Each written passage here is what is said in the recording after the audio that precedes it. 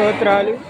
మీ అందరికీ మరణాత కాకాని స్వస్థాలలో ప్రతి ఒక్కరికి ఉచితమైన భోజనం దేవుడు దేవదాసయ్య గారికి తెలియపరిచినట్టుగా ప్రతి ఒక్కరికి ఉచిత భోజనం పెడుతున్నారు.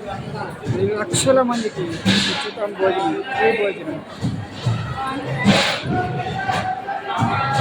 దేవుడు స్తోత్రాలు. ఎందుకంటే ఇదంతా ఉచిత భోజనం అన్నమాట.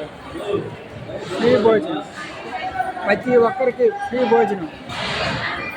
దేవుడికి జనాంగమా ఫ్రీ భోజనం. ఇదిగో ఎందుకంటే ఫ్రీ భోజనం, రైస్, ఒక ఫ్రై, పచ్చడి ఎప్పుడు. ఎందుకంటే ఇప్పుడు నా తల్లి నేను కూడా పాల్గొంటున్నాం.